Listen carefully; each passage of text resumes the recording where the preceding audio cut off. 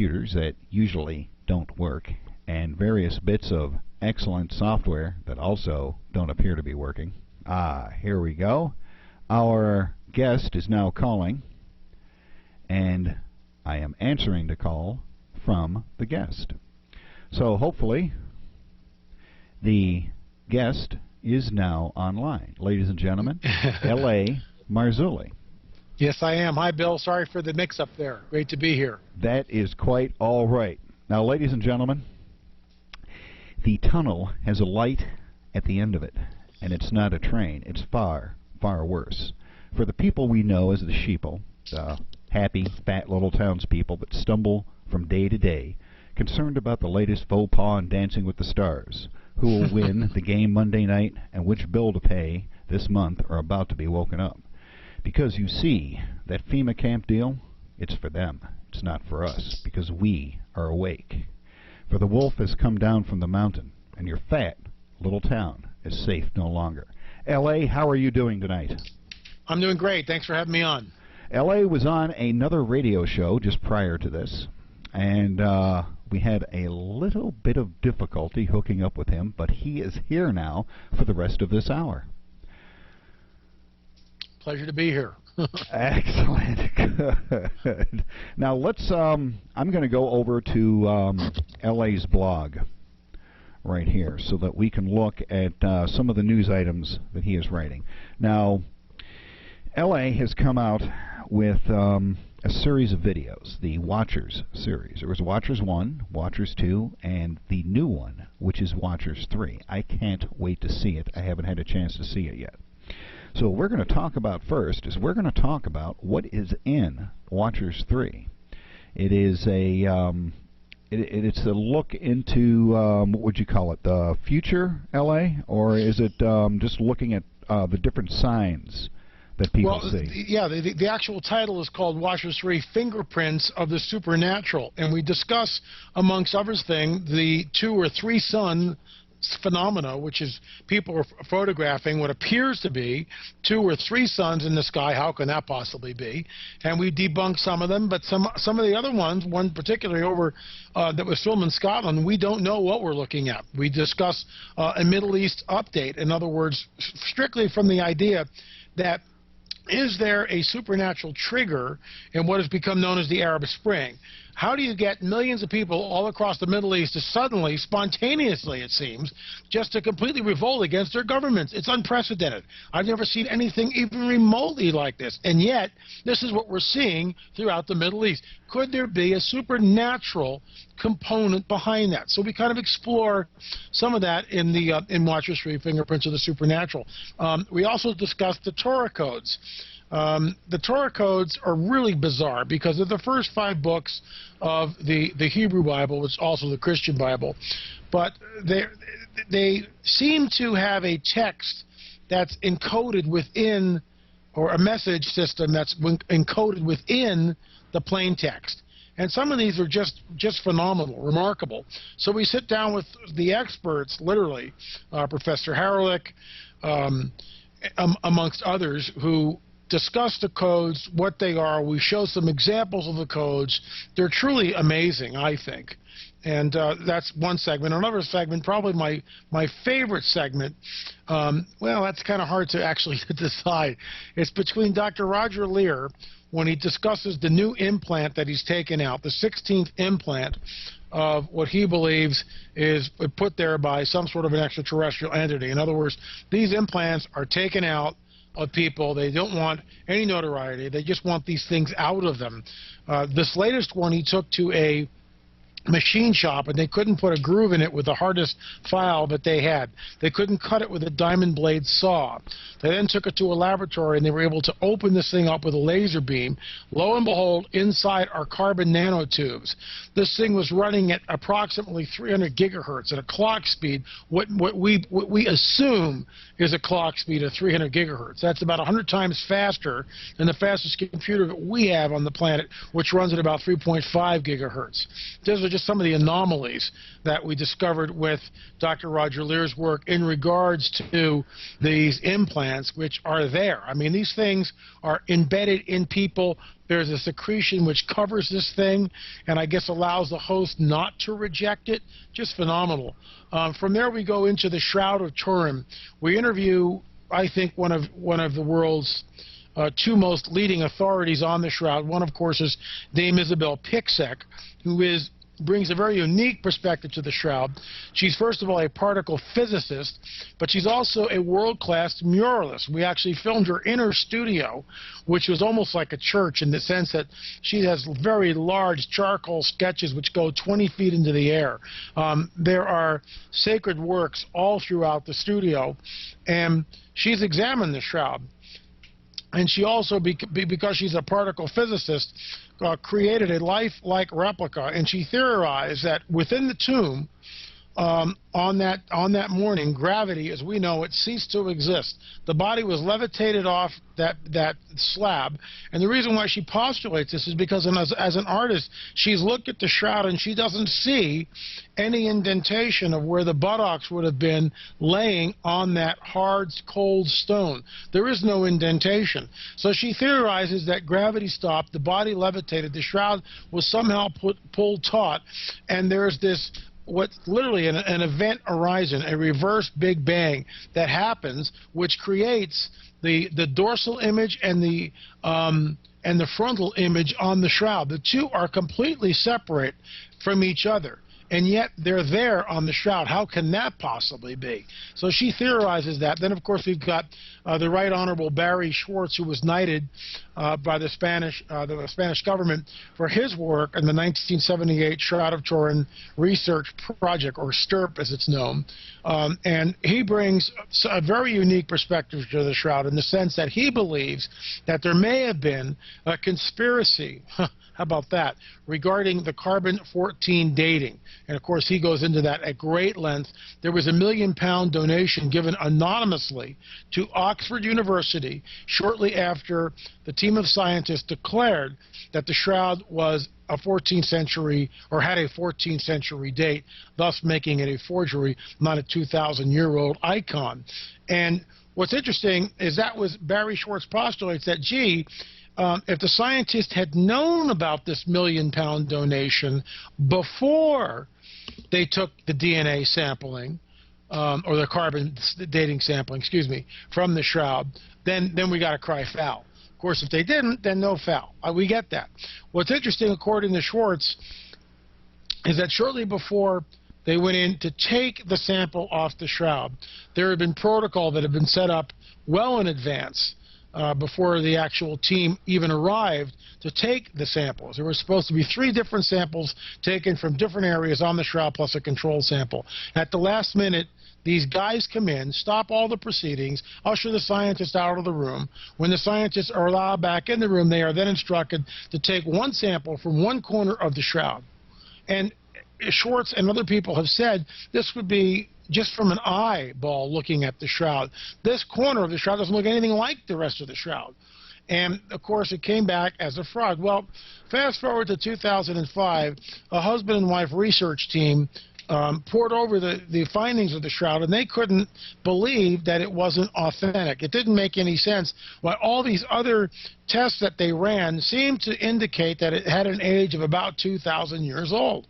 The pollen samples, the image, the way it was, the forensic detail in the shroud, and on it goes. The fact that the cloth was woven from a very unique herringbone pattern out of pure linen. I mean, there's so much that points to an earlier date, and yet the carbon dating came back at 14th century. Well, they began to dig, and they found out that in the 14th century, 15th century actually, there was a fire that almost destroyed the shroud, and the shroud was damaged in that fire when the lead casket began to melt, and the lead poured and created burn marks on the shroud. The Poor Sisters of Clare did the repair work on the shroud, and what they were known for was to create end-to-end splices in tapestries and in linen works. Well, that's great. So they wrote this paper, and these are not scientists, these are lay people. one of the scientists that was on the original STIRP team, Shroud of Turin Research Project team, 1978, figured, well, I'm going to blow this right out of the water in about 20 minutes. He goes down to his laboratory. He's got several samples of the shroud, puts it under a microscope. To his absolute, utter amazement, it's exactly like these lay people postulated. There are end-to-end cotton fibers, okay, spliced into the shroud that are dyed to look like the linen. And that, of course, he wrote a peer-reviewed paper, and all that now is sort of water under the bridge. But that's a little bit about what we do in Watchers 3. That's that's quite a bit that you're covering in this one. How long is this particular DVD this time? This one is 70 minutes, 70 minutes. Quite lengthy. I had a friend of mine call me today, all excited about it. He goes, I can't believe how much information is in Watchers 3. I've already watched it twice, and I'm about to watch it again. And we're getting a lot of that from people. So it's really very fast-moving. My good friend and partner, Richard Shaw, co-producer of the film and head of Pinlight Productions, did a stellar job of keeping the pace, keeping a very quick pace, and sort of just cutting-edge stuff. He's just amazing. And I think we have the goods on this one. It sounds like an excellent DVD. I have to order myself a copy of that straight away. I have got to see this. This is, folks, this is going to be something you need to order this. You can see we have LA's website up on the stream right now. It's lamarzulli.wordpress.com. We will have a link to his website and on the show page after the show. This is going to be, I trust me, I have seen both Watchers and Watchers 2. This is going to be something that is so much better than what you see on the Discovery and the History Channel. It's going to blow your mind. I appreciate that, Bill. Now, getting back to this, to the two things that I want to talk about is this thing in the Middle East. I have been, I started doing this show back in March when the Arab Spring first started, and everything that you said, I have. That was my take on it right away. Something behind the scenes. It's either the powers that be or something supernatural is causing this, and I got a sneaky suspicion it's part of our old friend Armageddon. What do you agree, disagree? What do you think? Well, I think we're headed towards that for sure. I write about that we're in the birth pangs pretty much, not on a daily basis, but there's a section in my blog called In Other News, Tracking the Birth Pangs, and that's what we do. Birth pangs meaning the endless wars, rumors of wars, famines, pestilence, earthquakes in diverse places, and troublesome times. I think we are looking at the stage being set for what is known as Armageddon, where the kings of the earth are assembled and they are looking up. They are awaiting the rider on the white horse, and in their hubris, they think that somehow they can defeat the rider on the white horse. That is what I believe is happening in the Middle East. All eyes are on Israel. We know that Bashar Assad threatened that if he was attacked in any way, he would rain missiles down on Tel Aviv, and the Israelis, of course, countered, you do that, we'll attack Damascus. So, the cards are on the table. The vitriol is ongoing. U.S. troops right now are poised on the border of Jordan and Syria. Most people aren't aware of that. The mainstream media isn't talking about it at all. But I have vetted that story, and I believe it is true. I believe it's there, and the troops are there. Meanwhile, we're pulling out of Iraq. In the midst of the Arab Spring, you would think that now would be the time to hunker down. To protect Israel, to protect our interest in the Middle East, but no, we're withdrawing our troops. I think that's very deliberate. I think chaos will ensue. We know that the Iranians, and let's not even look at the nukes. The Iranians did a state-sanctioned, not paid for, but state-sanctioned movie about the Imam, which they believe is the Imam Mahdi, which is coming, their Islamic savior, that can only come in a time of chaos. And they now believe that we are in that time of chaos. And that movie is very cutting edge, well produced, but it shows that one of the things that they're going to do is to march to Jerusalem. Isn't it interesting in the Arab Spring when we look to Egypt that the fiery imam, I forget his name, who had been banned from Tahrir Square, where all the violence is taking place as we speak in Egypt for about 30 years since Mubarak took over. The moment Mubarak was booted out of there, the imam got control of the mic and had 1.5 million Egyptians yelling, chanting, I should say, to Jerusalem we go, martyrs in the millions. And as I blogged, you would think that these people that have that would want a taste of freedom would focus on creating better infrastructure, creating better schools, better hospitals, better education, college system, better irrigation practices. I mean, creating just a better infrastructure in the country so goods could move freely. No. What do they chant? To Jerusalem we go, martyrs in the millions. I mean, it blows my mind, because as a Western man, I have trouble getting my head around this type of just unmitigated vitriol towards the people that just want to dwell in the land safely without hassle. But, you know, that's a 3-hour discussion for sure. Oh, definitely. We're looking at your today's entry in your blog, Sharia is coming, the rise of the Islamic Caliphate. I'm big on this. To me, this is extremely disturbing to everything. And if we go over to your original piece about the troops in Jordan, where you confirmed it, we also see that the Iranian army is going to quote-unquote practice shutting down the Straits of Hormuz, which is it. How do you practice shutting down the Straits of Hormuz without actually doing it? That's what I want to know. And you know, Bill, what's really interesting, I blogged on that 8 months ago. I had a blog that talked about the idea that the Iranians had one major play offensively, and that was to shut down the Straits of Hormuz. I mean, I've got it on record. It's there, and that's what they'll do. They will probably use some sort of a radiological device, like a Fukushima-type incident, which will shut, you know, they'll create a radiological blockade. It's very easy to do. You get a bunch of ships out there, you create a dirty bomb, you've got a radiological blockade. You can't go in and out. That's it. It's a no-brainer if they want to do that. And when they do that, if, God forbid, they do that, 40% of the world's oil comes through the Straits of Hormuz. It's a major, major game changer. And this is why I believe that Israel has not attacked Iran, nor the United States attacked Iran. And now Iran has just come right out and said, look, we're going to practice war games closing the Straits of Hormuz. Meanwhile, added to the sort of the political landscape there, or the pieces on the chessboard, the Russians have their fingerprints all over the area. In fact, they're helping the Syrians, they're helping the Iranians. It's World War III. We're gearing up to seeing World War III, which I believe definitely has a supernatural component to it. How so? Well, we know from ancient biblical prophecies that there are certain prophecies that seem to be lining up at the present moment. One of them is my favorite, the Ezekiel 38 war. It's a 2,600-year-old prophecy penned by the prophet Ezekiel, which talks specifically about a group of nations going up against Israel in the latter days. There's another prophecy that my friend Bill Salas is promulgating, the Psalm 83 scenario, in which just Arab nations attack. In other words, that could be like Syria, Lebanon, Egypt, Iraq, perhaps even Jordan, attack Israel, and Israel expands her borders. There's a group of nations very specific that are listed there. There's another prophecy, which is Isaiah 17, that tells us that Damascus would be destroyed in the latter days.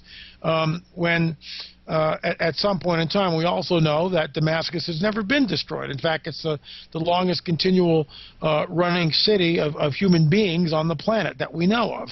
So we start putting all this stuff together. You look at the way the landscape, the political landscape, is changing in the Middle East. We see that all eyes are on Israel, and we're pulling out of Iraq. Meanwhile, we hear chants of death to the United States, death to Israel. They're burning our flag and the Israeli flag. So much gratitude. And, in some ways I agree with Ron Paul. And look, I've written extensively on this. I call it the Luciferian dialectic. A dialectic has three parts: conflict, counter-conflict, and synthesis. The conflict is 9/11. makes no difference who was behind it. The conflict is 9/11. The counter-conflict is Afghanistan. But what do? We now go into the weapons of mass destruction, which were there. I mean, Saddam killed 20,000 or 200,000, I forget the exact number, but killed thousands of the Kurds in the north. We know that. Chemical Ali did that. They probably were moved out right before the Gulf War invasion into Syria, which is why Assad is claiming that he will now use chemical weapons against the Israelis. He's already armed his weapons with chemical weapons. And so the second leg of a dialectic is Afghanistan, the counter-conflict, and, of course, Iraq. The third leg we're about to see. I truly believe it. Now that we're pulling out of Iraq, that leaves a power vacuum. So we're going to see the synthesis. And I believe that that synthesis will be the rise of what I call the enigmatic figure known as the Antichrist. Now, this is a scenario that I believe has a good amount of validity to it. It's a scenario. It's one that I'm promulgating. I'm not saying it is the scenario, but it certainly has merit, and we should examine it. It starts off with the Hashemite kings. The Hashemite kings, after the fall of the Ottoman Empire, ruled Syria, modern nation of Syria, Jordan, which was Transfer Jordan at the time, and Iraq. The Ba'ath Party came in and deposed the Hashemites in Syria and Iraq, leaving the Hashemite kingdom alone in what is now Jordan. Palestinians populate 75% of Jordan. You go back into the 90s, you can see Jordanian statesmen saying that the Palestinians and Jordanian people are one. Are one. Newt Gingrich just recently said that this whole Palestinian people is an invention. It's true. It is. Palestinians already have their homeland, and of course it's Jordan. So here's the scenario. There's a war in the Middle East. Nukes are used. One man rises above the fray. He's a peacemaker, and he solves the 60-year conundrum that's been going on in the Middle East between the Palestinians and the Israelis over Israel, okay? And he just gives Jordan, what is Jordan now, to the Palestinians to create their own autonomous homeland. There it is. It's done. You get Jordan, all right? That's the first thing he does. The second thing he does is because, and most people don't understand this or aren't aware of this, that the king of Jordan, King Abdullah II, the Hashemite king of Jordan. First of all, Hashem is the uncle of Muhammad. So the Hashemites are direct descendants from Muhammad the prophet. They hold great sway in the Arab world, in the Muslim world, both from Sunni and Shia Muslims. The present King Abdullah II, the Hashemite king of Jordan, controls the Temple Mount in Jerusalem. The Waqf, W-A-Q-F, answers to the King Abdullah of Jordan. So he's the only person on the planet that I'm aware of, because he has control of the Temple Mount. And remember, the Temple Mount has 40 acres there. The Dome of the Rock is only on one side of it. He could construct a wall and allow the Israelis, the Jews, to reconstruct a third temple, which is what they want to do. Now, if he does all that, he's considered the man of the year, the peacemaker of the millennium, literally. He would be heralded as a peacemaker.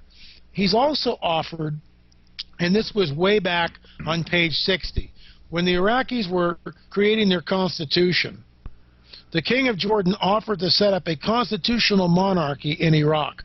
It was rejected.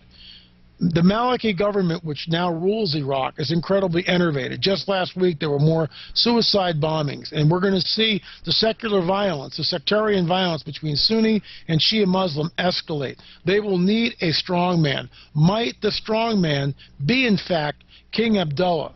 And if he does all that, and he takes the petrodollars and then recreates, like they did in Dubai, a modern city in a matter of years in Babylon, he's heralded as the great peacemaker and the new builder of the new Middle East. Just a scenario, just a thought. Lots of thought to think about. If all that happens, Bill, we have witnessed, in my opinion, a Luciferian dialectic with conflict, counter-conflict, and synthesis. And the guy coming out of the Middle East, he's something that Ahmadinejad says in public that he is working towards, the 12th Imam. The 12th Imam. And that is, the 12th Imam is their version of the good guy, and he is the guy that we call the Antichrist. Correct. And these guys are actively trying to induce this, actively trying to do this. And I think your scenario is quite plausible. It's sort of interesting, isn't it? I mean, it really is. Time will more tell than interesting. It's It's end time stuff. This may actually be the real deal now. Yeah, we just have to wait and see. It's definitely coming down. So, it's not going to be long before something, really touches something off there, and they go at it. Yeah, it's similar to what's going on over here, folks. If you look at, and this might not be a real good analogy, but it's the best one that I can make right now. It seems like over here, anyways, and I don't know how much of what's going on here in the States is even part of this, but it may be because of this world government craze that we seem to have. But it seems like they're pushing. They give you a little shove and another little shove and another little shove, and as long as you don't shove back, they don't start anything. But as soon as you shove back, they're starting it. They're pushing you and pushing you and pushing you. And as soon as you push back, that's when they say, aha, you're violent. Now we have to do something to you. And it sounds to me like that's exactly what is going on over there. They're pushing and they're pushing and they're pushing. Just little shoves at a time to see what happens.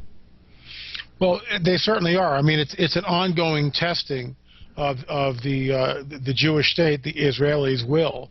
Why would any country on the earth tolerate missiles being fired across the border into its citizenry? And yet Israel tolerates that month after month, day after day. The missiles continue to fly. We know that Hamas in Gaza is armed to the teeth. Now we find out that Stinger missiles probably were purchased when they overthrew Muammar Gaddafi before he was assassinated. And those Stinger missiles are now in Hamas's hand. Hezbollah has rearmed in the north in Lebanon. They have redug in. They claim 50,000, 60, 100,000. We don't know the exact number, depending on which intel you want to believe. I've heard it as high as about 110,000 missiles. Some of those have been retrofitted, perhaps with chemical weapons, perhaps with greater accuracy, more potent warheads. The Syrians, we know, the Russians have armed them. We know that. The Syrians claim to have, within a matter of hours, thousands of missiles raining down on Israel, and the Iranians are ready to do the same thing. This is some dire saber rattling here, folks. I mean, it really is. It's dire, and it's at some point there will be a moment, there will be an incident which will touch the whole thing off, and all hell will break loose. That's that's what happened to start the Arab Spring. That what was it? That shopkeeper set himself on fire, and that fired off the whole thing. That was it. Yeah, the next step is going to be somebody's going to do something stupid and start a live fire war over there. And folks, you better have a few gas cans filled with gasoline, because you ain't going to the gas station to buy gas.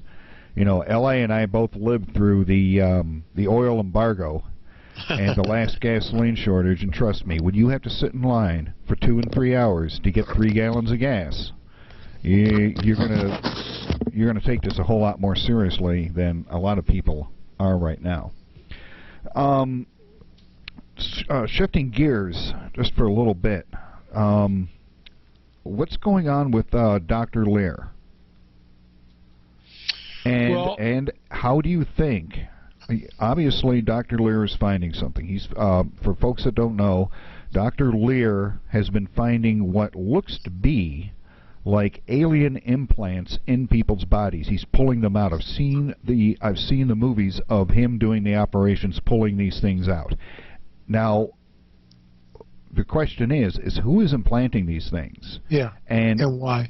Is it possible that they may have some type of involvement with everything else that's going on? Because I find it very difficult to believe that we're starting Armageddon here with the Antichrist and all the horses and everything, and on the other hand we got Dr. Lear over here pulling out alien implants, and the aliens have absolutely no influence or understanding of what's going on in the Middle East. So to me, there's got to be some kind of connection there.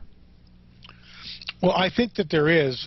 When Dr. Lear dropped that bombshell on us for Watchers 3, I just sat there with my jaw on the ground, and it got me thinking.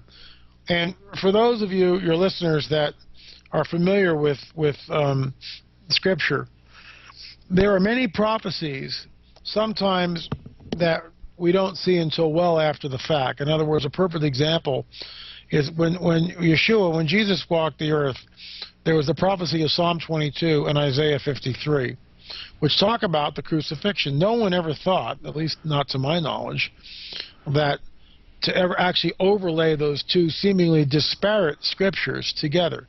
In other words, no one thought to overlay Psalm 22 with Isaiah 53.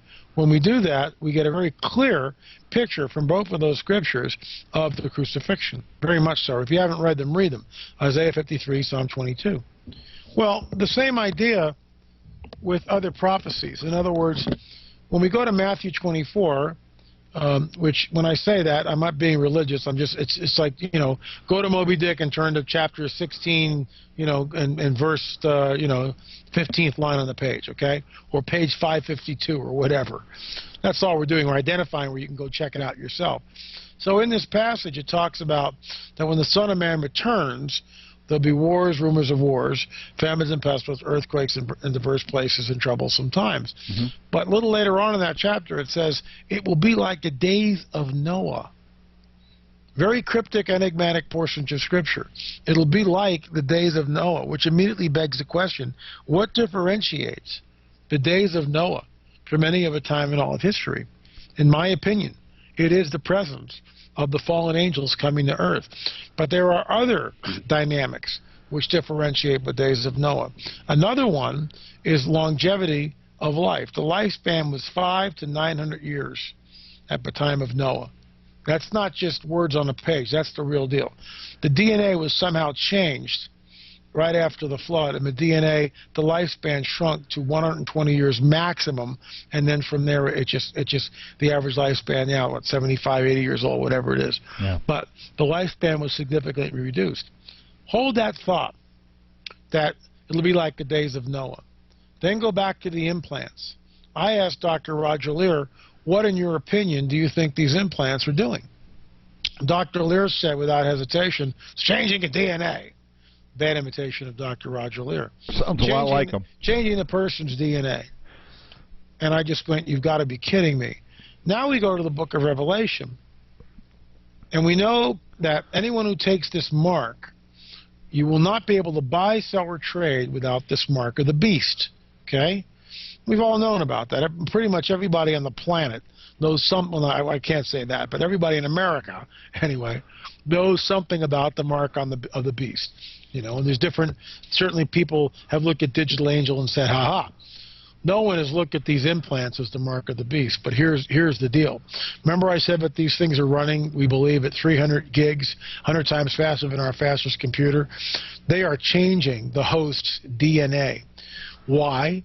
Because what do we read in the book of Revelation? Yeah, you won't be able to buy, sell, or trade, but a little further on, anyone who takes the mark, anyone who takes the mark of the beast is thrown in the lake of fire. Wait a minute, that sounds really harsh, and it is really harsh. Why would a loving, merciful God not give a second chance to that? What's going on here? I don't get it. What's happening that to these people that there's no grace and mercy, there's just instant judgment? Well, go a little further on. Anyone who takes this mark, grievous sores will appear on the flesh. Go a little further, and it doesn't say about the mark, but it gives us another very cryptic, enigmatic portion of Scripture where it says, men and women will seek death in those days and not find it. So you put all that together, and here's my scenario, all right? This chip that Dr. Lear took out is a prototype. It's a prototype of the mark of the beast. You won't be able to buy, sell, or trade, first of all, without this mark, period. But it will also, in order to get people to take the mark, it will do two things. It will extend your lifespan disease-free for 500 years plus. 500 years disease-free. It'll extend your lifspan. And it will also, and this is the reason for the judgment, it will change your DNA in order to do that, and you will become Nephilim. And that's why the judgment is so severe. Wow. That actually ties in with something that I was reading last week that I was going to cover in one of my shows, and I never quite got around to it, but now would be a good time to talk about it. Scientists in the lab, and this might tie in with it, have created nanoparticles that kill cancer. They're nanoparticles, and I believe they sit on a protein, and that protein reacts with whatever cancer cells are in your body and kills all of them. And I remember thinking to myself, why in good Lord's name would the drug companies ever let something like this even be started, let alone be reported on and actually get to the stage where they're almost to human testing? And it may actually be part of that mark of the beast scenario where they put the implants in and the nanoparticles. Yeah. And nanoparticles, folks, it's alarming when we begin to consider where this is going. And what I find it, Bill, even more astounding is all this was prophesied thousands of years ago. And here we are, we're in a period of history that all this can be fulfilled. Go back 100 years, there's no way to do any of this. No way. But now we're here. Now that mark, like Dr. Lear, and I've held this thing in my hand. I know it's real. I've held it in my hand, folks. You know, now we're not in Kansas anymore, to put it quite bluntly. So this sounds like it's the most advanced one that he's pulled out of a body yet. Yes, correct. And I think it's a prototype. And is this also one of the abduction victims? Yes, absolutely.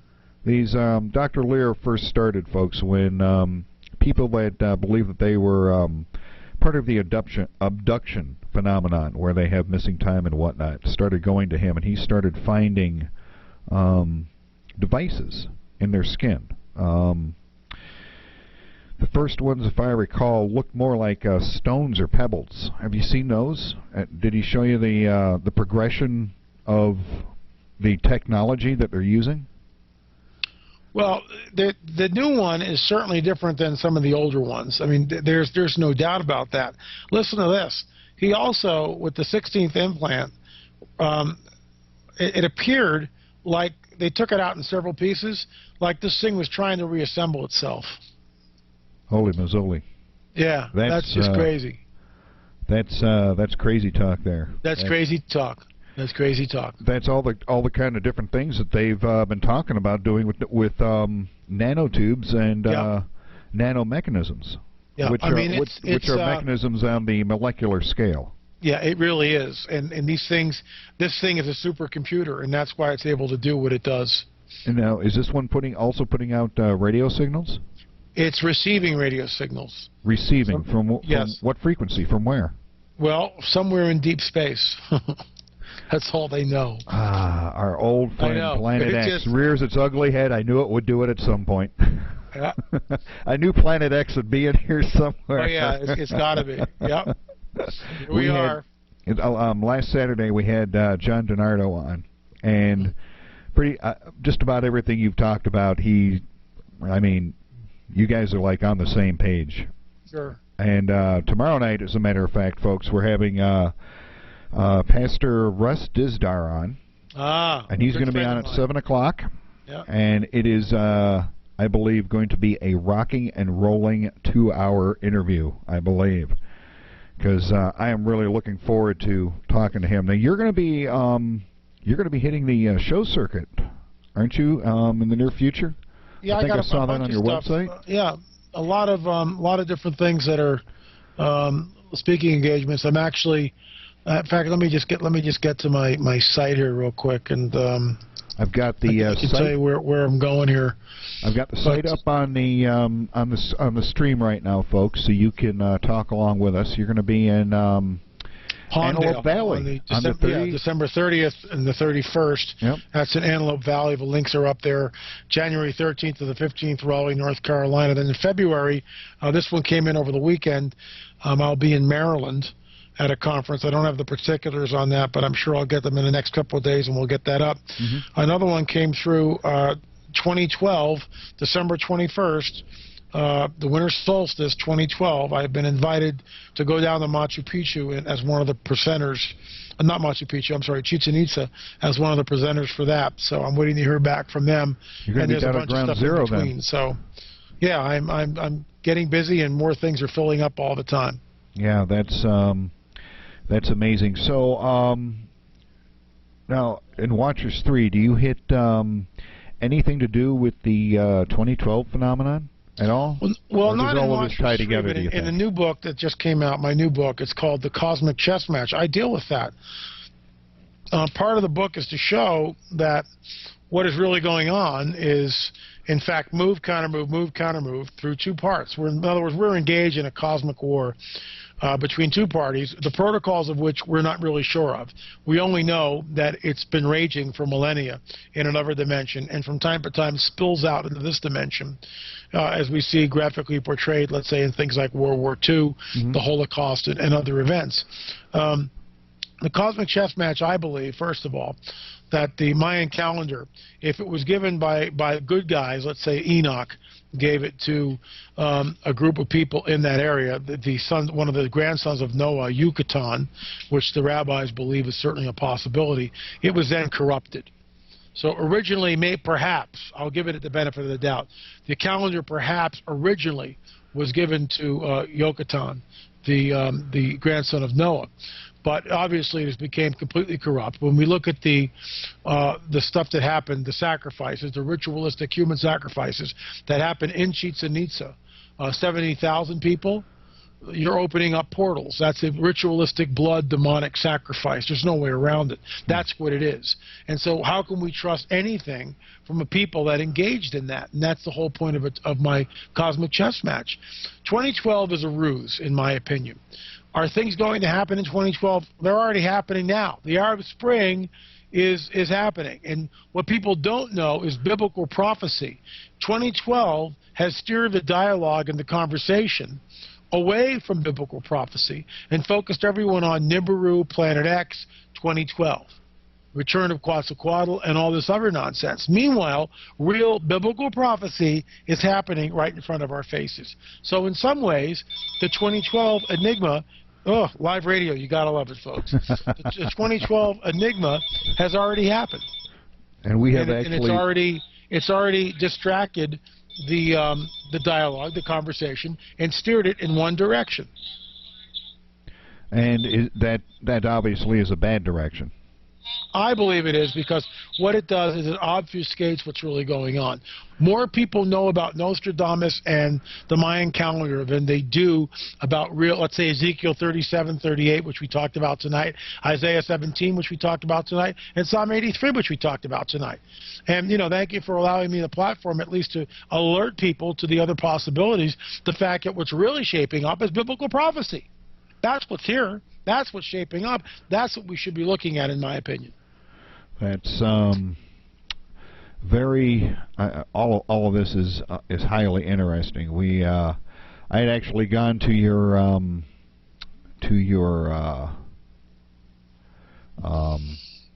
purchase page, and our browser promptly crashed. Apparently. Apparently they're messing with us now, but it's back up there.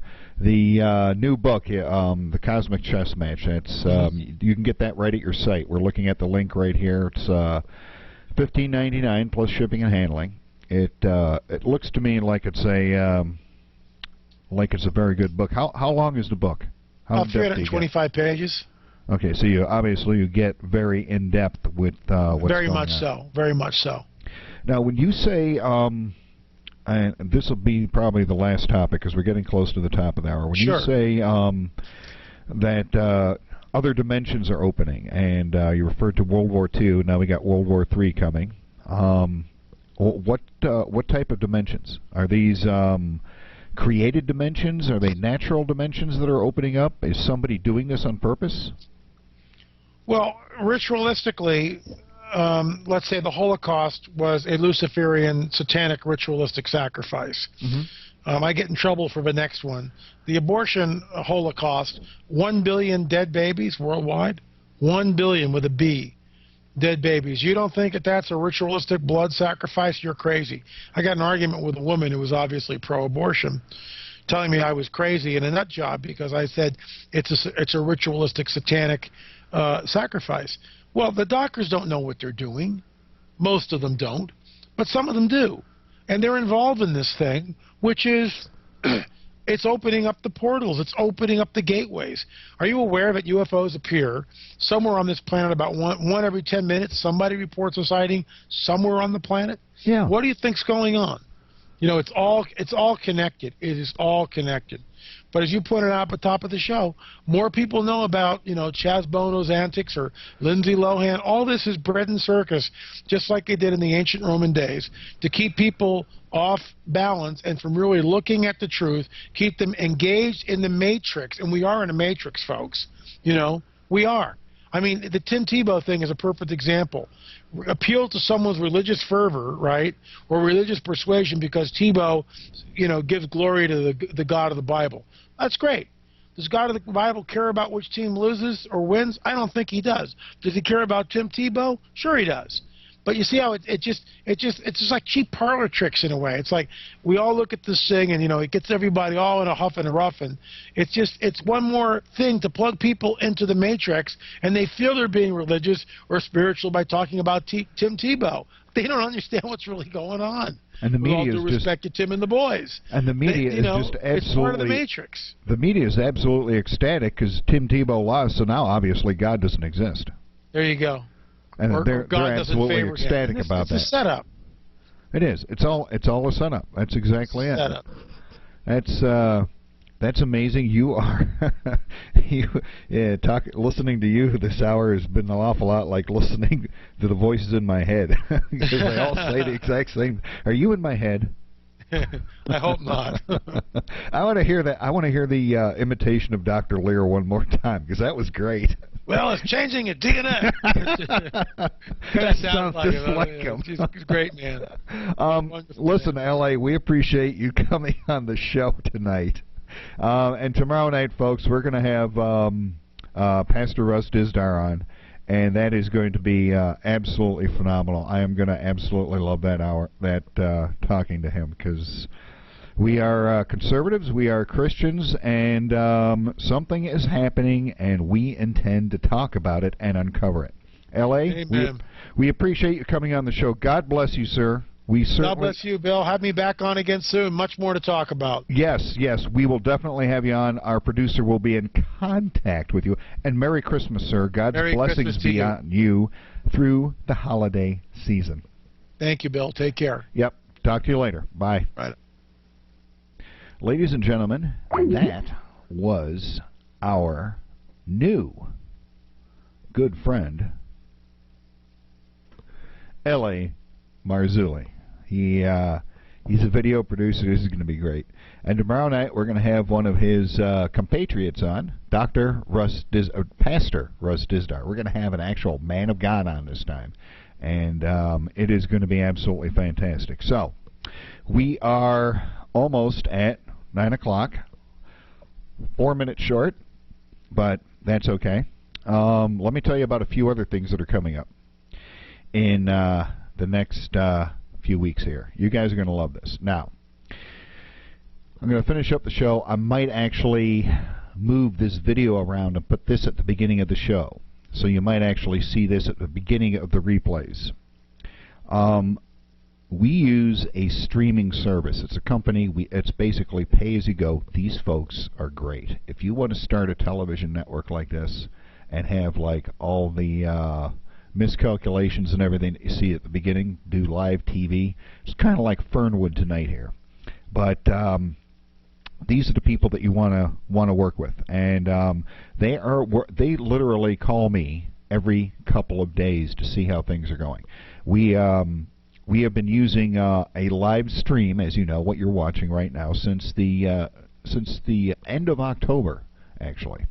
And sometime in the past 24 hours, somebody got into my account and deleted the live stream, so I had to recreate everything this morning at approximately 5 a.m., which was so much fun. But that's back up. In fact, right now, out in San Francisco and Washington, D.C., my good friend Adam at Docast has got a team of engineers watching the stream to make sure we stay online. That, folks, is what you call customer service. So what we are going to be doing, and because we have been having a lot of problems with YouTube also, last Saturday's show was 3 hours in length. The archive of the show was approximately 200 megabytes. I started uploading it to YouTube. 6 hours later, it was 10% done. I uploaded it to Dotcast. Took less than a half an hour to upload the whole thing. There's something going on with YouTube. They're throttling their uploads or something like that. That's unacceptable because I got a show to do. I don't got time to be sitting here 18 hours waiting for something to upload. I need it uploaded now. So what we're going to be doing on our YouTube channel, Sun Sky Mysteries, is we are going to put a teaser of each show up there, you know, with a little bit of music, me dancing like this, back and forth. But the entire show is going to be at Dotcast, and it's going to be at the website. We're done screwing around with these YouTube people. I never did like them anyways. They're worthless. I'm done with them. YouTube, I'm done with you. We're just going to put teasers up there, something that'll take 5 minutes to upload instead of the 6 hours like I had to sit through the other day. At any rate, that's about it for the show tonight. Tomorrow night we're going to be on at our regular time, 7 p.m. on most of your SETV stations. And we're making plans to broadcast over the air, too.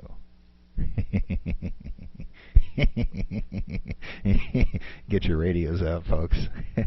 We'll see you guys tomorrow night. Thanks for showing up. I appreciate it. My name's Bill Zam, and if you're anything like me, good Lord, I feel sorry for you. We'll see you tomorrow night.